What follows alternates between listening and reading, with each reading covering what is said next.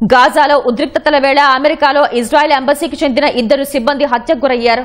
Washington డీసీలోని youth మ్యూజియంలో జరిగిన కార్యక్రమానికి హాజరై తిరిగి వెళ్తున్న ఇద్దరు ఇజ్రాయెల్ సిబ్బందిపై ఓ దుండగుడు కాల్పులకు పాల్పడ్డాడని అధికారులు వెల్లడించారు.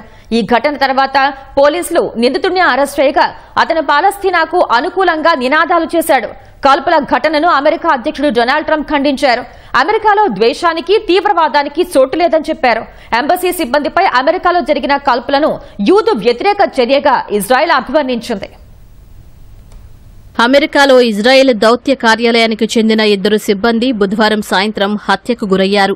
వాషింగ్టన్ డీసీలోని యూదు మ్యూజియంలో జరిగిన ఓ కార్యక్రమానికి 4 ఇజ్రాయెల్ సిబ్బంది హాజరై వెళుతూ ఉండగా దుండగుడు అతి సమీపం నుంచి వారిలో ఇద్దరిపై కాల్పులు జరిపాడని పోలీసులు తెలిపారు. ఈ ఘటన తర్వాత పోలీసులు నిందితుడిని అరెస్టు చేయగా ఫ్రీ పాలస్తీనా అని నినాదాలు చేసినట్లు చెప్పారు. నిందితుడిని షికాగోకు చెందిన 30 ఏళ్ల ఎలియాస్ రోడ్రిగ్స్ గా గుర్తించారు. చనిపోయిన వారిలో ఒక మహిళ, ఒక పురుషుడు ఉన్నట్టు పోలీసులు తెలిపారు.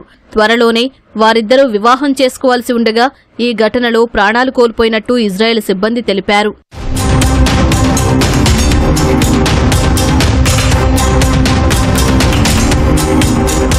ఇజ్రాయెల్ ఎంబసీ సిబ్బంది మృతిపై అమెరికా అధ్యక్షుడు ట్రంప్ విచారం వ్యక్తం చేశారు. మృతుల కుటుంబ సభ్యులకు సానుభూతి ప్రకటించారు. యూదులకు వ్యతిరేకంగా జరిగే ఈ తరహా హత్యలు వెంటనే ఆగిపోవాలని ట్రంప్ పేర్కొన్నారు. ద్వేషం, తీవ్రవాదానికి అమెరికాలో స్థానం లేదని చెప్పారు. అమెరికాలో ఇలాంటి ఘటన జరగడం అత్యంత విచారకరమని ట్రంప్ పేర్కొన్నారు.